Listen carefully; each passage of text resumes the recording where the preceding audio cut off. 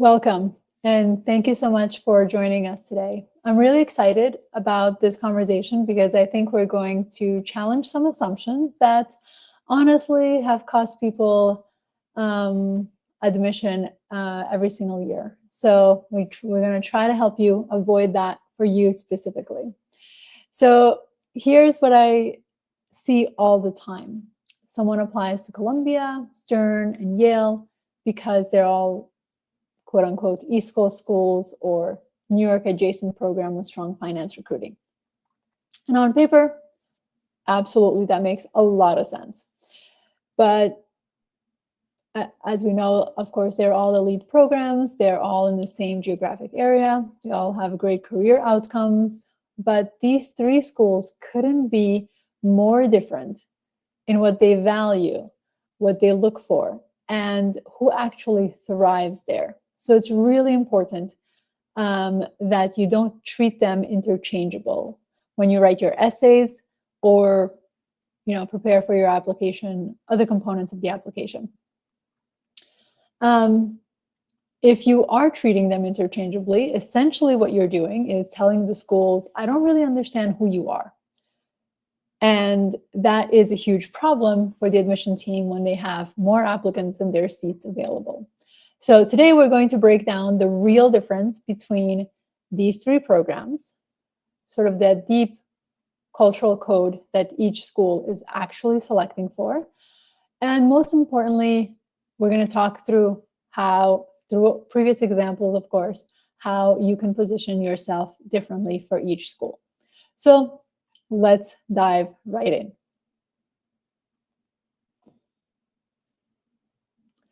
Let's start with the myth that I see every application season.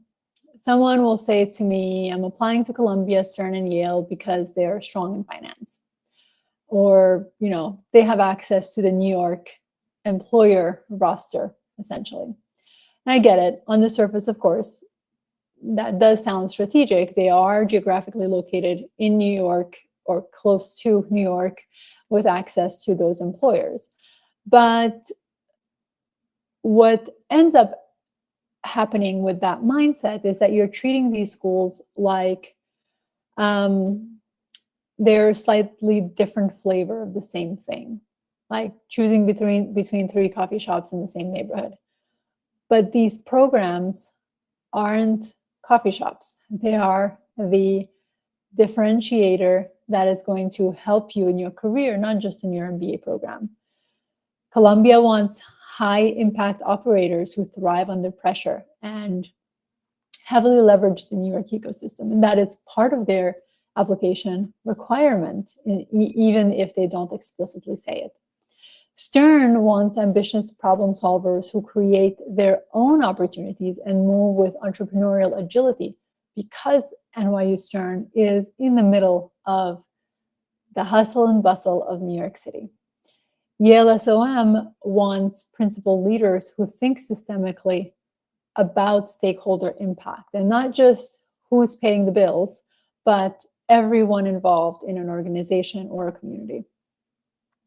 And when you don't understand these differences, you end up writing generic essays about leadership and New York opportunities that could honestly work for any one of them. And that could be the kiss of death, because each school is reading your application thinking, does this person understand who we are and what we stand for and what kind of individual we look to attract? I had a client actually last year who was in private equity applying to Stern. Really strong candidate on paper, and she was completely stuck on Stern's Pick 6 essay. The one where you choose 6 different experiences or things about you that you share. So she asked me essentially, like, what's the point of this? What are they actually looking for? So we sat together and talked about what Stern's IQ, EQ culture really means. This idea that they want people who are intellectually sharp, but also emotionally intelligent, self-aware, entrepreneurial in how they solve problems, not necessarily entrepreneurs. And once she understood that, the application came easier because she understood how she fit into that, how her personality fit into that culture.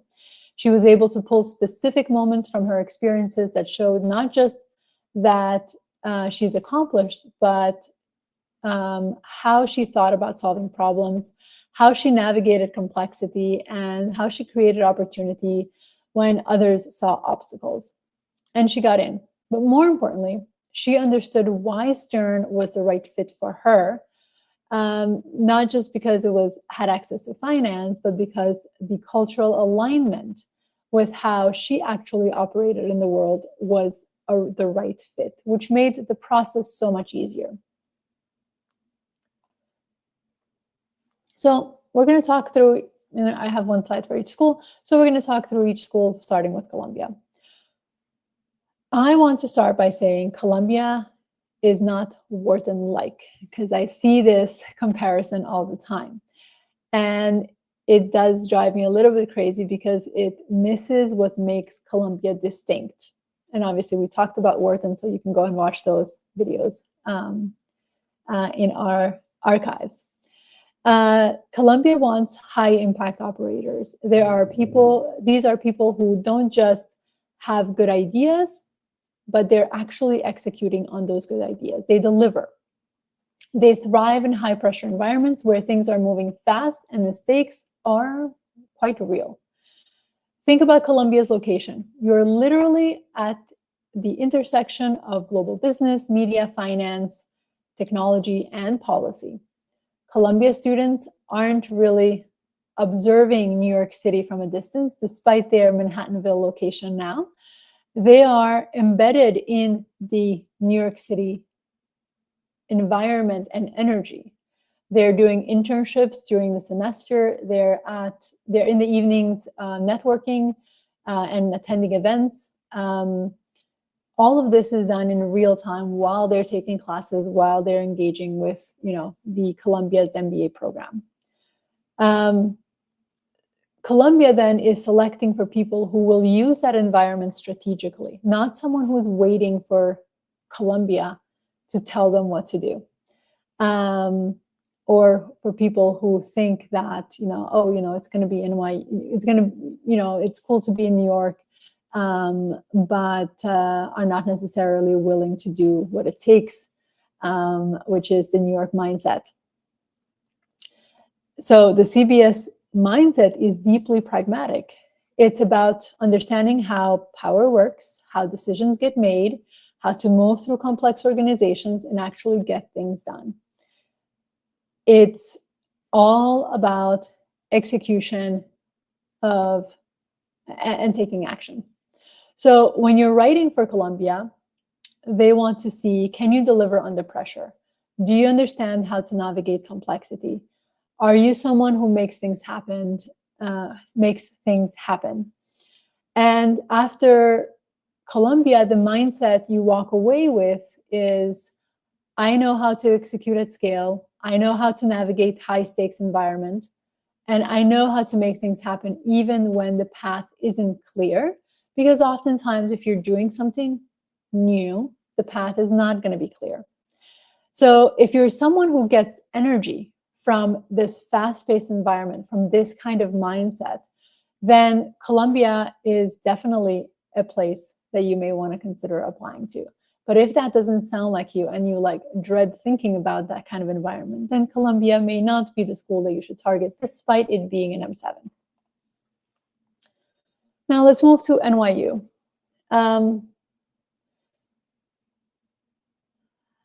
Stern is not a backup for Columbia. That's another myth that absolutely drives me crazy. Stern has a completely different culture. It's scrappy, entrepreneurial, self-directed. Stern students don't wait for someone to hand them an opportunity. They create their own opportunities. And that is evident in that first essay that they ask you, the Change It essay, right? Stern's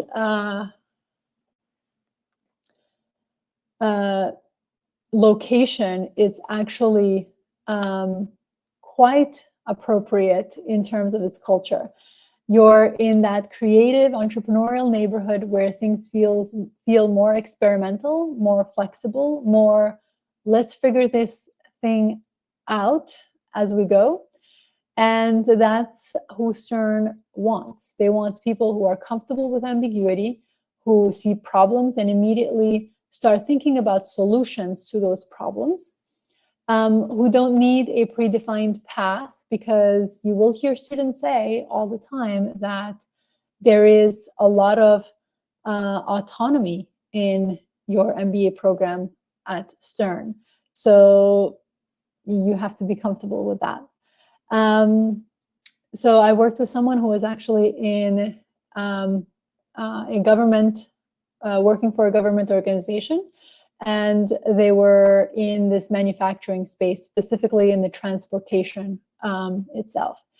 And she wanted to break down international barriers in food systems through the work that she was doing, but also continuing on into that space. She wanted to help artisans expand their market, help audiences access products that they wouldn't have otherwise. And really specific, she had a quite entrepreneurial vision, despite her not really wanting to start her own company. And Stern was perfect for her because it gave her that vast, diverse network and the flexibility to gain exactly the kind of skills she needed to make this vision into reality. She wasn't necessarily following a traditional path, but she was building her own based on her own lived experiences that she saw day in and day out. And Stern really loved that.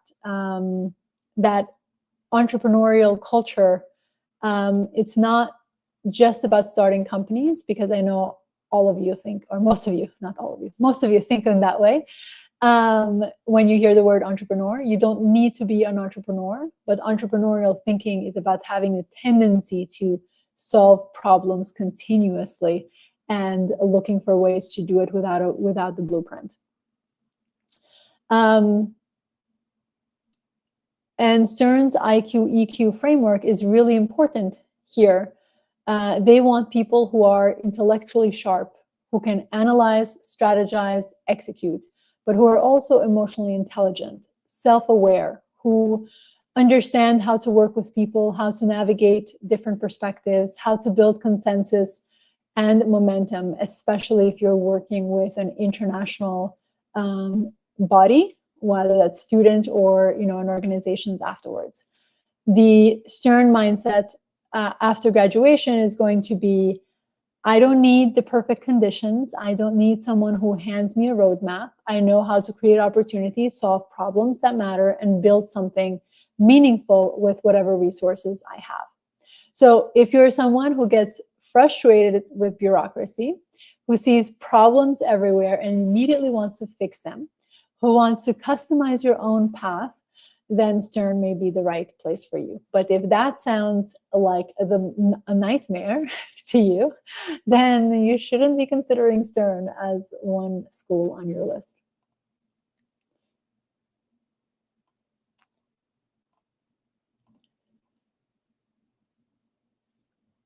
Excellent. All right, so now let's move to Yale SOM and let's bust some of those myths that I hear about Yale. Yale is not the school not only for people who want to do nonprofit work. That's such a reductive way of understanding Yale. Yale essentially thinks of their place in the world as building individuals who see employees, stakeholders, and society all interchangeable, and it's part of their mission statement. Yes, they care about social impact, absolutely, but what Yale is really selecting for is a way of thinking, a more integrated, systemic approach to business. Yale SOM wants people who don't just optimize for one metric. They want people who think about multiple stakeholders: employees, customers, communities, the environment, long-term sustainability, And even within an organization, the various different departments that are being effective, and who create solutions that actually work for everyone involved. So this is a community-centered thinking that is not necessarily going to be prevalent everywhere across all business schools. So Yale students don't only care about financial performance. Of course they do, because obviously this is business at the end of the day, but they're thinking about it in a more sophisticated way. They're asking, how do we create value that's sustainable? How do we build organizations that don't just extract, but actually contribute to an ecosystem that we are a part of? I worked with a client who was a consultant, a really strong operator, worked on quite a few complex projects. And she initially wanted Columbia because, you know, it's in New York, it's prestigious, it made sense on paper. But as we worked together and she did more research, she realized that Yale was actually more aligned with what she cared about. She was someone who worked in operations, but culture and social impact weren't side interests for her. They were central to how she thought about the work that she did and the communities that she was impacting. And when she visited Yale SOM and, you know, Yale campus as a whole, it's quite beautiful. If you haven't visited, I strongly suggest you do. And she talks to students and alumni. She realized, this is my community. These are my people, and the culture, the way people approach problems, the conversations they were having, all resonated at a deeper level that she didn't really feel elsewhere. And she applied to Yale and other schools, and she got in. And the thing is that she didn't compromise on career outcomes. She still went into a competitive role after graduation, but she did it with this community and framework that aligned with the core values of who she is. So if you're someone who thinks about second and third order effects of all of your decisions, who cares about stakeholder impact, who wants to use business as a force for integrated solutions, then Yale may be a school for you. But if you're like, that sounds so complicated, I'm not really interested in that, then obviously Yale may not be the right place for you. So let's talk about what these cultural differences actually look like on campus, because you know, that we can theorize a lot, but once you actually experience campus, and I strongly suggest anyone watching who can and has the means to actually go and visit campus, because it will give you a greater sense of what it feels like to be a student there. And you are, at the end of the day, investing a lot of time, money, resources, energy to apply to these schools, and you want to make sure that you're selecting the right one. So at Columbia, the pace is fast, students are intense, they're also pragmatic, they're always executing, excuse me, tongue twister for me. You're juggling classes, internships, networking events, recruiting. It's not a place where you're sitting around having long philosophical discussions. You're doing business, and you're in it, experiencing it through and through. The people who have chosen the right programs love this, meaning the ones who really took the time to understand who they are and what environment they belong in, and got in and accepted their offer, really love the program. They get energy from being in this sort of thick of things kind of environment, moving fast, and being surrounded by extremely high achievers who are trying to make things happen in the world, in whichever area they're interested in. At Stern, there's this entrepreneurial buzz. Students are constantly talking about problems they want to solve, projects they're starting, connections they're making. There's a lot of flexibility in how you structure your experience. You're figuring out your own path along the way, and Stern gives you a lot of resources and network to do so, to create that kind of environment for yourself. Stern students tend to be really self-aware and socially intelligent. Not to say that these are mutually exclusive, by the way. So just keep that in mind. They're not just, at Stern, students are not just heads down executing. They're thinking about how to work with people, how to build relationships, how to navigate complexity in a more emotionally intelligent way. At Yale, the culture is more collaborative and reflective. Students are asking bigger questions, like what kind of organization do I want to build? What kind of leader do I want to be? How do I balance different stakeholder interests? And how do I have to think, essentially, in placing myself in the shoes of those that I am going to be affecting as I make these decisions? There's a real sense of community at Yale. You are in a college town, after all. Students genuinely support each other. It is less competitive, despite being Yale. More, we're all in this together kind of mindset. And what is important here is none of these cultures are better than the other or worse than the other. They're just different from one another.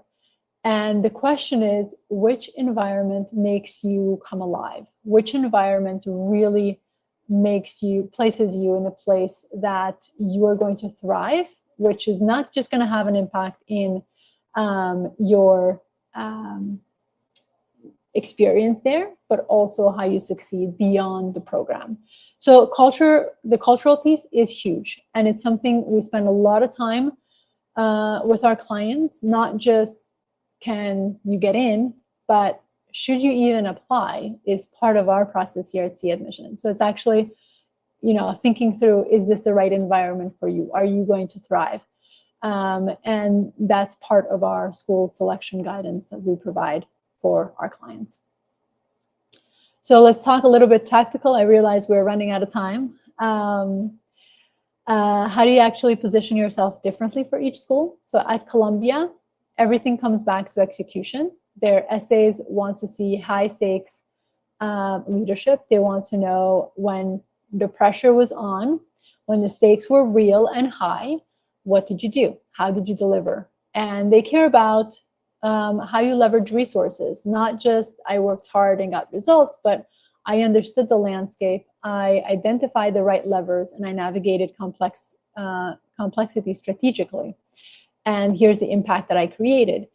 Columbia is really not impressed with potential. They're impressed by results, and you have to demonstrate past results in order for them to believe that the future will look even brighter with the support of Columbia. For Stern, the change framing is really important. Stern wants to see how you identify problems and create solutions. And their Pick 6 essay is brilliant because it forces you to be introspective. They're not asking for your 6 biggest accomplishments. They're asking what experiences shape who you are. And that is what you're sharing in your Pick 6.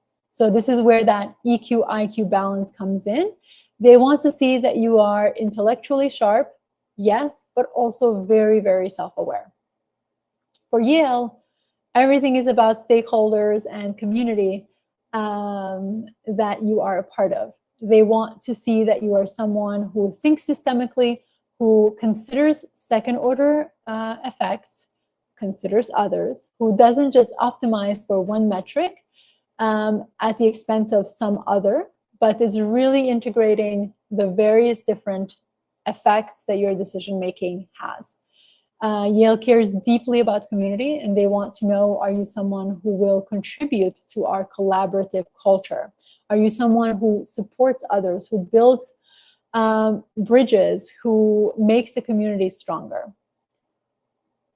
All of these schools have different values, different elements of what they care about, and it is your job to write essays that do not sound like they're copy-paste of one another, but that they are uniquely you, first and foremost, and second, integrates the values that they care about.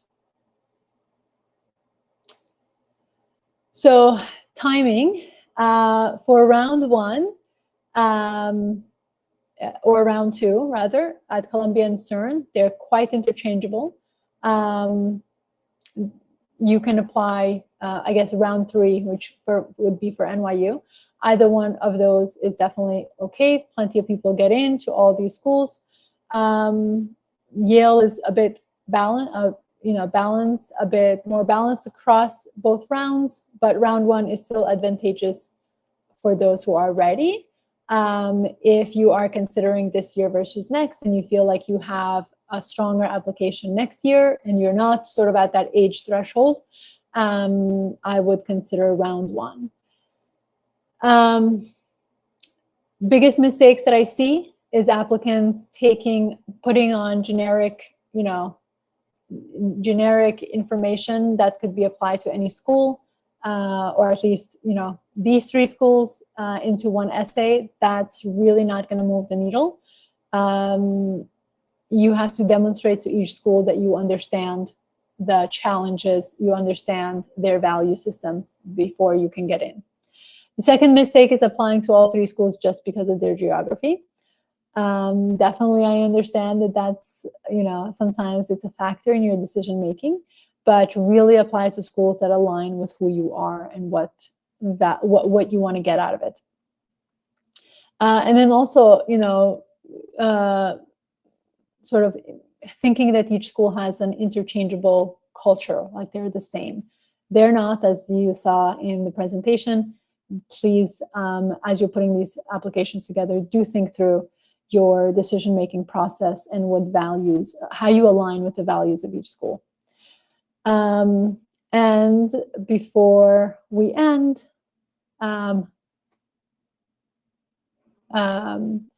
as we talked about, the fit is really important.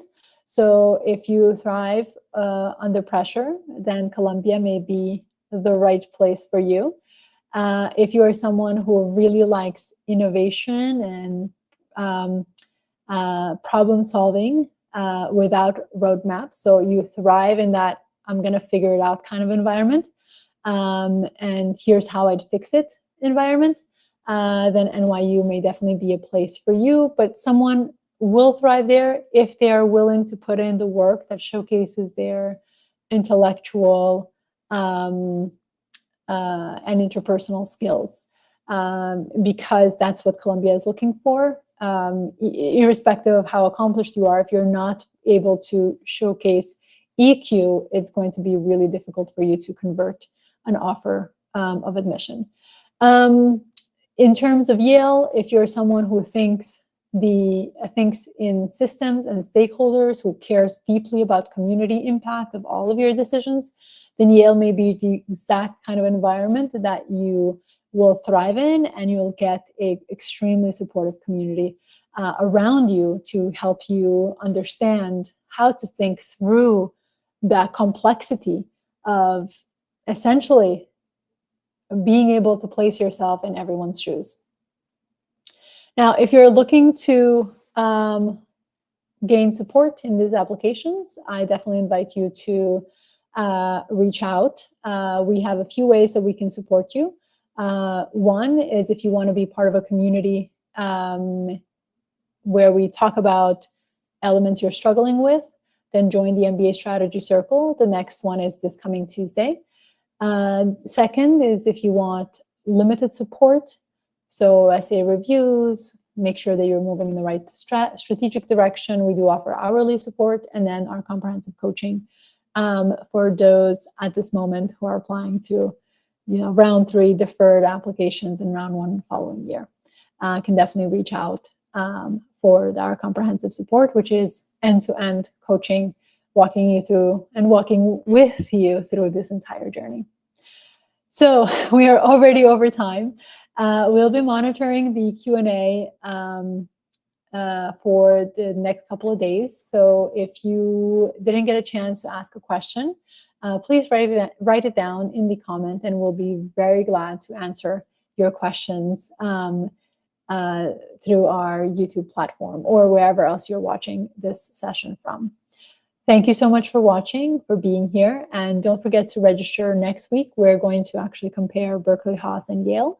So we have that event coming up next week. So we're going to talk about Yale again, but from a different perspective as we're comparing it with Berkeley. I will see you next week, and good luck with your applications. Hi, I'm Susan Barashai, founder of C Admissions. If you'd like to go deeper into MBA strategy, watch the next video here. And if you want more insights on building a standout application, click here to subscribe.